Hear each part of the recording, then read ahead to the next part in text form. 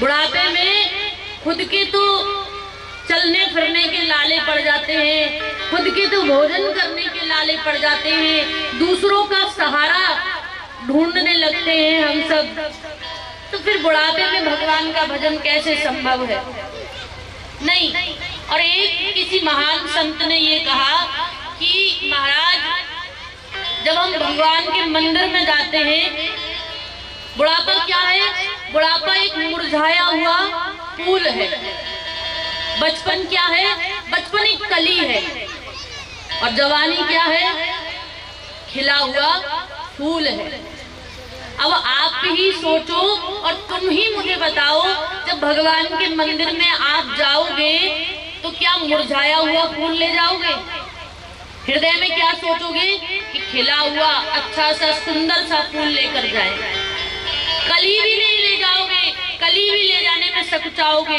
ऐसे ही महाराज, यदि भगवान के लिए अपने जीवन में कुछ लगाना है ना, तो अपनी जवानी को लगा देना। जवानी लगा दी तो समझ लो सब कुछ लगा दिया, बुढ़ापा भी सुधर गया, सब कुछ सुधर गया। और जवानी नहीं लग पाई तो सब व्यर्थ है। ध्रुव जी महाराज, उनकी माँ बड़े कष्टों से उनका पालन पोषण किया, लेकिन माँ बड़ी दुखी रहती थी। देखो, जो भगवान के भक्त होते हैं ना, उनकी जीवन में बड़ी परीक्षाएं होती हैं। अगर तुम भगवान की ओर बढ़ोगे तो इतना कष्ट, या तो राम जी इतना कष्ट दे देंगे आपको कि आप उस कष्ट से घबरा करके उनका भजन करना छोड़ दोगे, अथवा तो इतना सुख दे देंगे कि उस सुख में खो जाओगे पर भजन नहीं कर पाओगे। बोले, जब बच्चा छोटा होता है, तुम तो मैया हो और सबके पास बाल गोपाल होंगे, जब बालक छोटा होता है तो बालक माँ की गोद से 1 मिनट के लिए भी नीचे नहीं उतरता। अब उसकी माँ को गृह कार्य करना हो, घर का काम करना हो, तो उसकी माँ क्या करती है कि रोटी बना रही है और रोटी बनाते बनाते आटे की एक चिड़िया बना लेती है, या आटे की एक गुड़िया बना देगी, या गाड़ी बना देगी और अपने लाला को दे देगी कि लाला इससे खेल। और वो बालक थोड़ी देर तो उस आटे की चिड़िया में लग जाता है, लेकिन थोड़ी देर के बाद उसको याद आता है कि मैं अपनी माँ की गोद में नहीं गया। थोड़ी देर में वो चिड़िया फेंक करके और दोनों हाथ उठा के रोने लग जाता है कि तू मुझे। तो महाराज, ऐसे ही जिद्दी बालक बनना पड़ेगा हमें, तब ही हमको किशोरी जी गोद में बिठाएगी।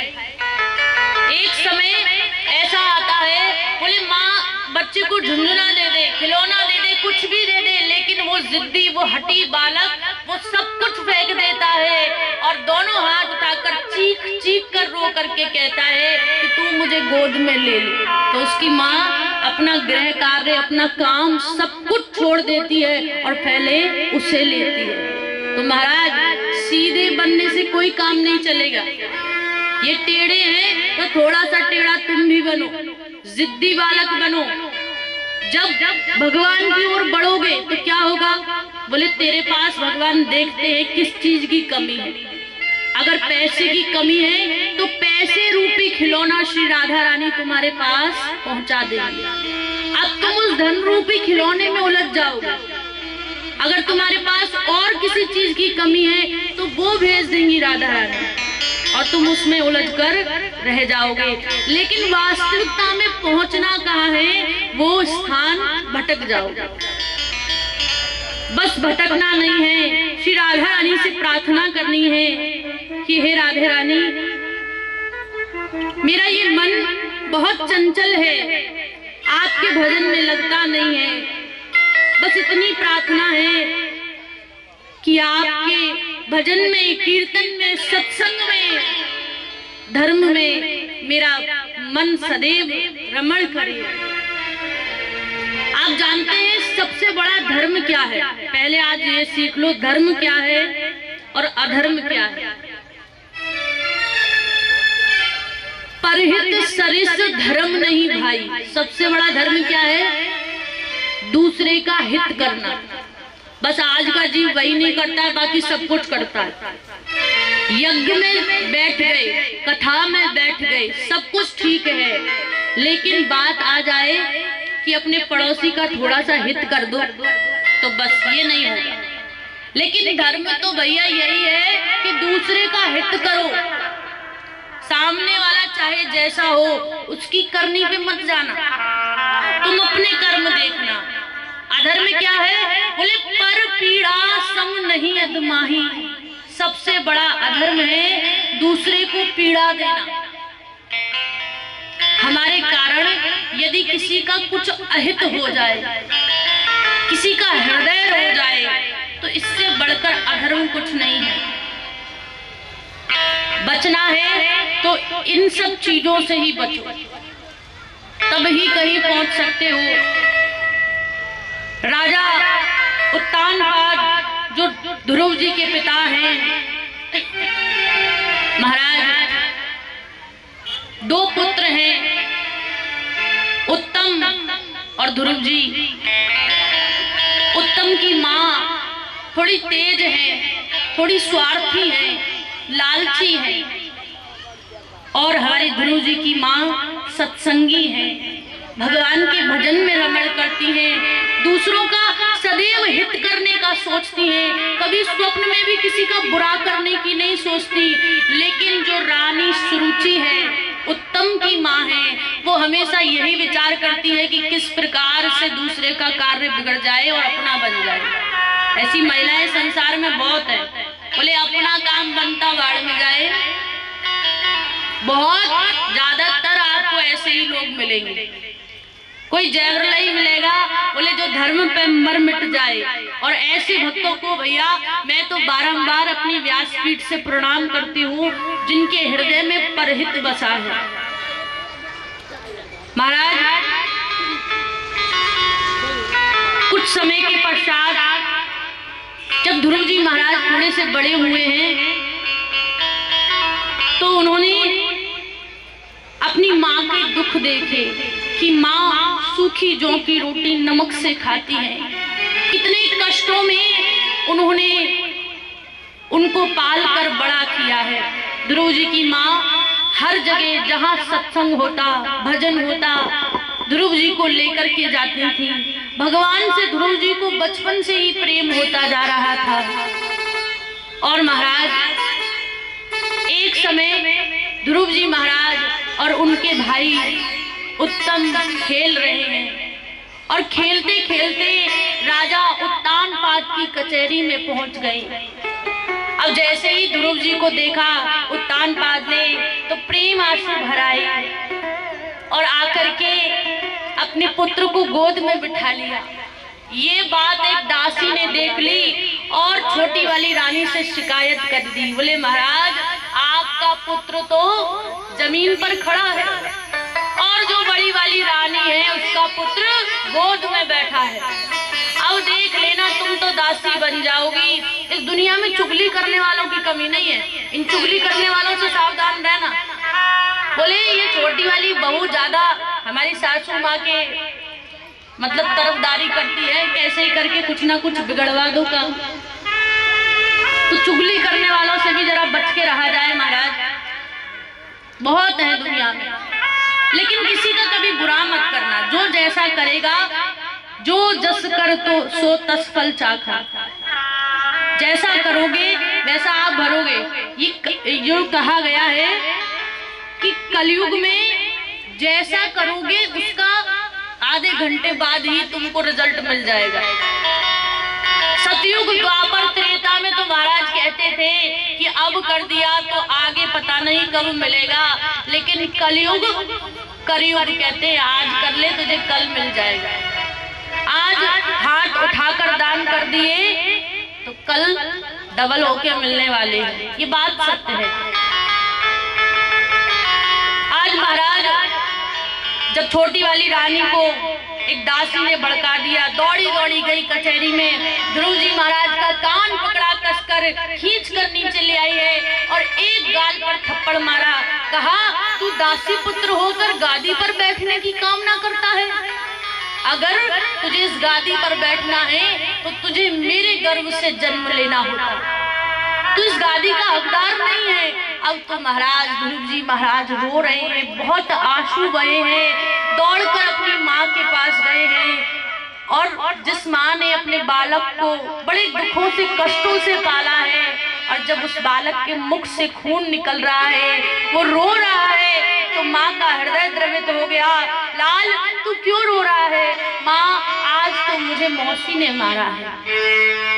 सारा वृतांत तो सुना दिया। माँ, मुझे इस बात का दुख नहीं कि मुझे मौसी ने मारा है, मुझे दुख इस बात का है कि पिताजी वहां थे, पर उन्होंने मौसी से कुछ नहीं कहा। क्या ये मेरे पिता नहीं? अगर ये मेरे पिता नहीं है तो मेरे पिता कौन है? माँ को जो समझ में आया, माँ ने कह दिया, हाँ पुत्र, तेरे पिता तो सच्चिदानंद स्वरूप भगवान है, भगवान श्री कृष्ण तेरे पिता हैं।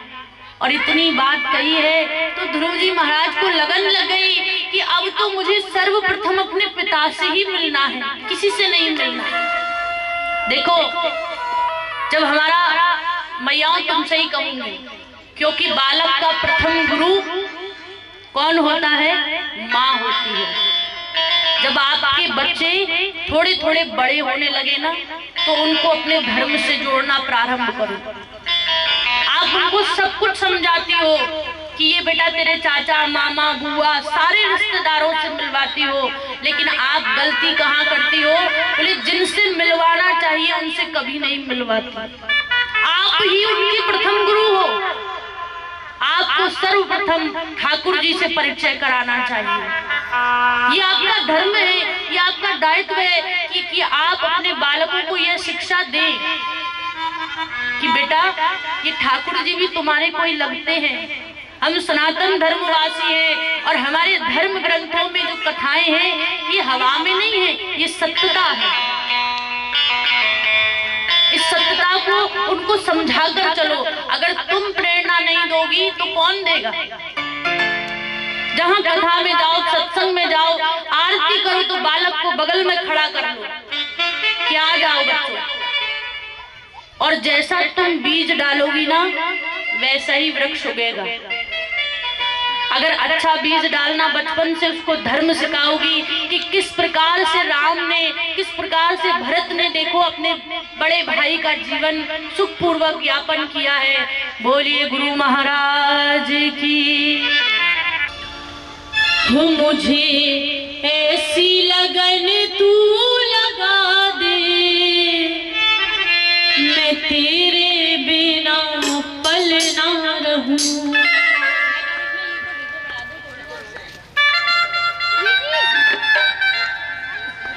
सब मिलकर ठाकुर जी से प्रार्थना करना।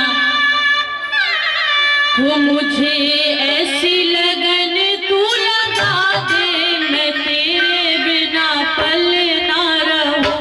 मुझे ऐसी लगन तू लगा दे, मैं तेरे बिना पल ना रहूं।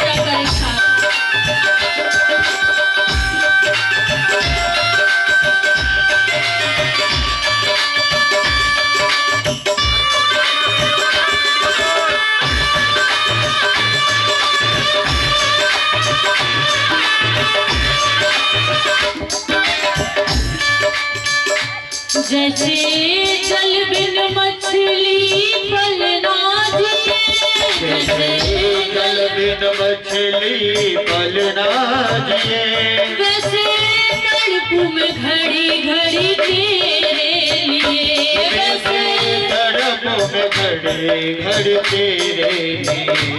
नशा इश्क वाला ऐसा चढ़ा दे, नशा इश्क वाला ऐसा चढ़ा दे, मैं तेरे बिना पल ना रहूं। नशा इश्क वाला ऐसा चढ़ा दे, मैं तेरे बिना पल ना रहूं।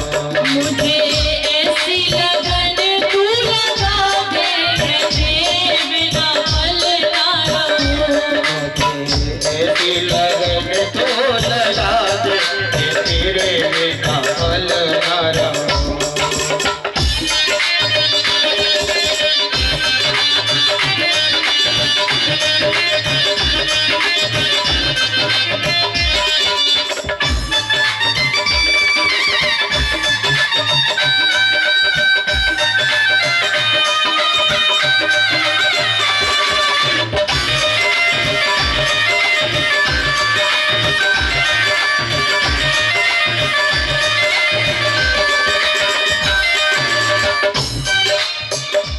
तेरे चरणों की धूली में मैं मिल जाऊं, तेरे चरणों की धूली में मैं मिल जाऊं। अब आस यही कहीं दूर न जाऊं, अब आस कहीं कहीं दूर न जाऊं। ऐसी भक्ति का रंग चढ़ा दे, ऐसी भक्ति का रंग चढ़ा दे, मैं तेरे बिना पल ना रहूं। ऐसी भक्ति का लगन तो लगा दे, मैं तेरे बिना पल ना रहूं। मैं तेरे बिना पल ना रहूं।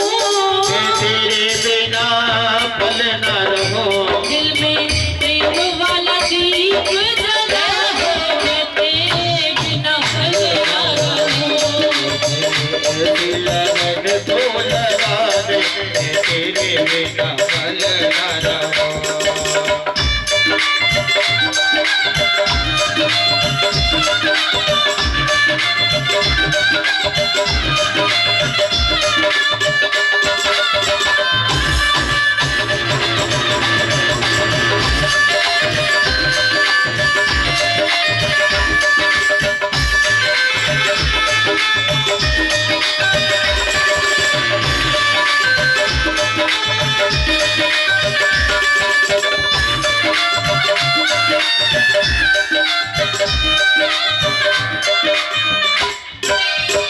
ठाकुर जी से कहिए, तूने दिल को चुराया हमने कुछ ना कहा, तूने दिल को चुराया हमने कुछ ना कहा।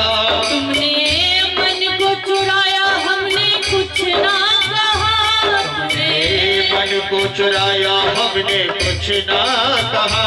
तुमने बड़ा तड़पाया मैंने कुछ ना कहा। तुमने बड़ा तड़पाया मैंने कुछ ना कहा। अब